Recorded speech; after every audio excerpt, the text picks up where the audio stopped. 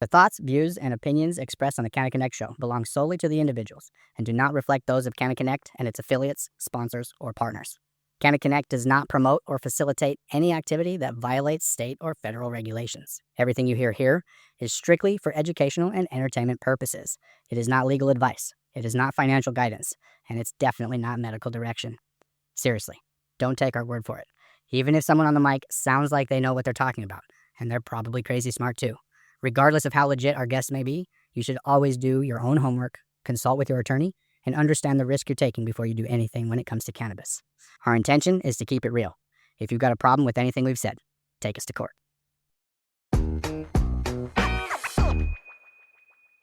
Welcome back to the Canna Connect show. I'm your host, Steven Eigenman. We are here live from Lucky Leaf. It is day 2. We are sitting down with Mackenzie Ziegler from Surfside. Thank you for being on the show today. Absolutely. Let's get into it.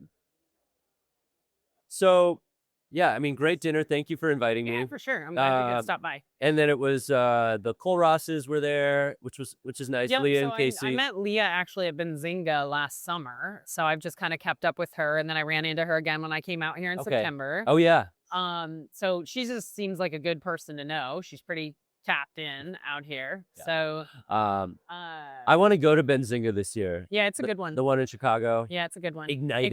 Yeah, Ignite. Yeah. And then Munir, I mean, we've worked with Munir. I mean, obviously he was part of your last summer or last fall. But he's definitely done similar things in other markets with other, with our team. And so I reached out to him a month or so ago, assuming he'd be here. So I was like, yeah, join us. Nice. That was great. When I got there, Luke, there was an open seat next to Luke, and it was across from Munir. I was like, this couldn't have worked out any better. Yeah. And then he brought Scott, who that was the first time I was meeting Scott. I think it's hard to say. I mean, you after you've been in the industry long enough, you've kind of run into people in so many places in so many ways that it's hard to connect them. Right. But it was really good. So I would say this is the first weekend for Lucky Leaf where there's multiple events happening and there's after parties and pre-show parties and things like that. And I think that's now the norm as we're now really entering the adult use market. This is the first year we'll have a full year of cannabis dispensaries that are non-tribal, non-medical. Yeah. The market's a little different, right? Because of the bifurcation, you have hemp companies, hemp shops, which Surfside works with. Yeah. Medical.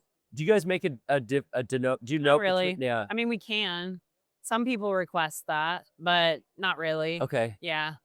And then tribal, which is, on reservation, they're sovereign. Off reservation, they have to follow the state rules. Yeah. Testing is really the biggest bottleneck right now. Yeah. I'm sure you're hearing that. And it's significant. It's causing a lot of people trouble. Also, the stringentness of the tests for the pesticides, the microbials. Yeah. It's harder than food. Yeah. Things that we consume through our, that we eat. But I mean, crazy. Often it doesn't really matter what you're talking about. Cannabis often gets the short end of the stick. Yeah. We have the most compliance. We have some of the most stringent testing. When it comes to advertising, cannabis companies are limited in how they can advertise. So to some extent, yes. How does Surfside help cannabis companies advertise their products? Yeah. It's, that's an interesting thing that keeps coming up is the strict advertising regulations in Minnesota. And I think, what I'm finding is that they are pretty standard, right? When you look at cannabis markets. Sure. We like to think that we're different. Yeah. Well, everyone does. That's fine.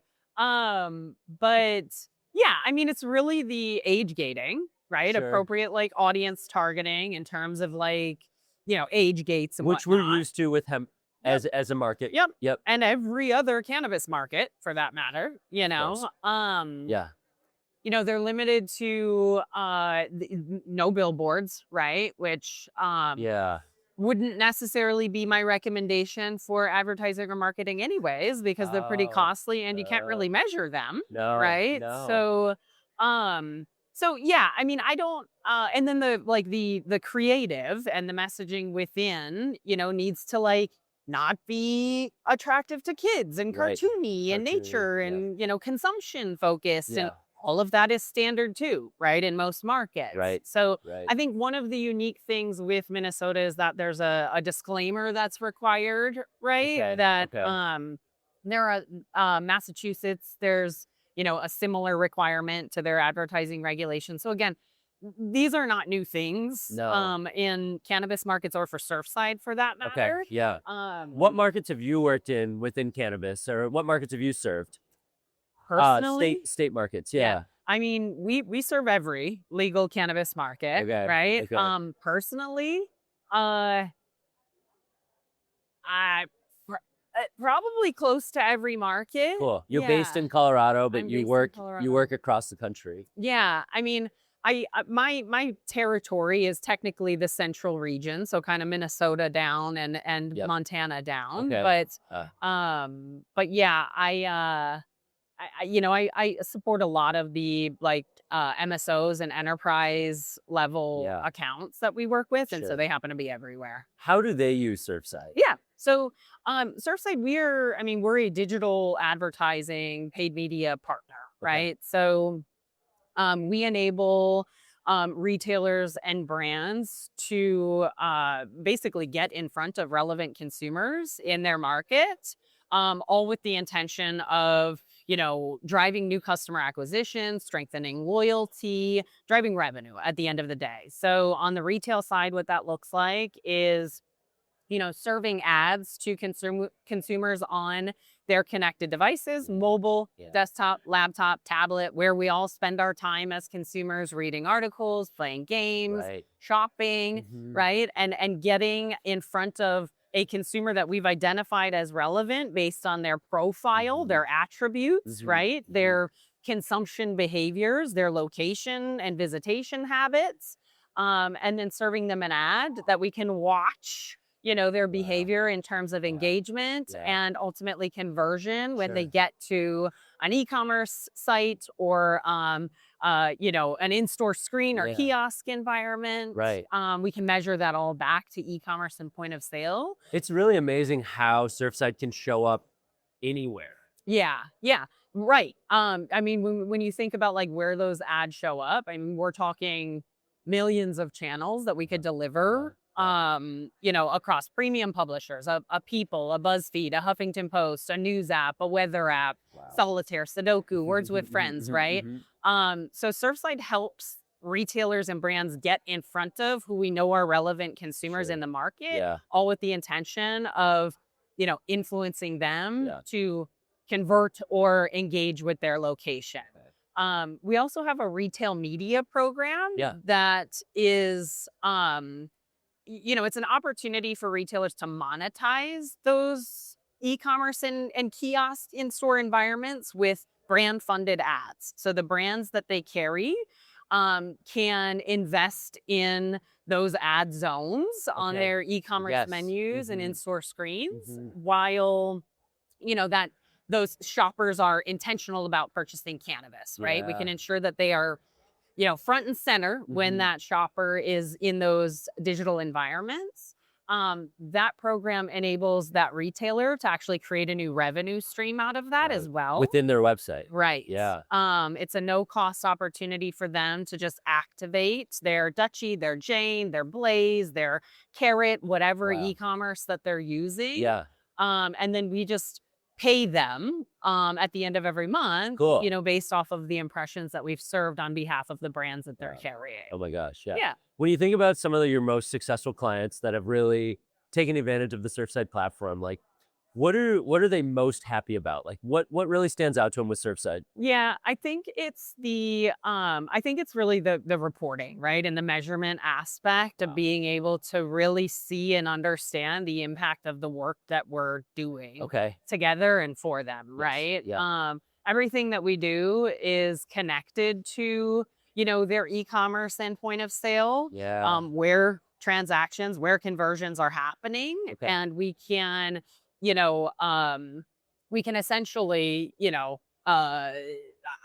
identify the impact of those impressions that we're serving and the actions that those consumers are taking within those environments to back that into, return on ad spends, sales lifts, incrementality, new versus existing shoppers, lifetime values, just layers of insight and data to really understand like not only who your consumers are, but how do you move them in the directions that you want to move them.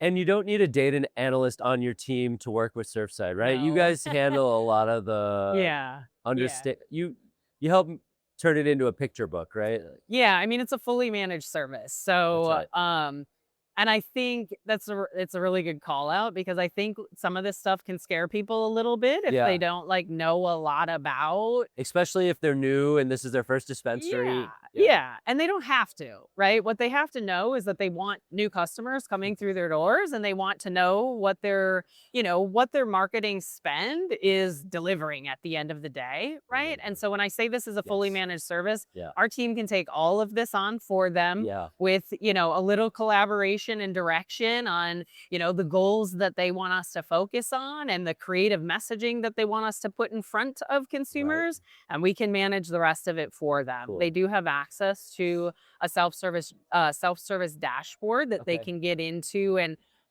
analyze all of the analytics and measurement aspects of their campaigns at any given time. But we're also going to walk them through all of that on a regular basis, right? To help understand what's going on in there and where we are moving the needle for them. Okay. Yeah. I want to jump off the platform for a little bit and jump into in real life events. And we've been talking, we've gotten to know each other since last summer, last fall. Yeah. And one thing that we've talked about is like the Third Thursday events that Surfside puts on. So talk about how let's first set the stage. How long have you been at Surfside?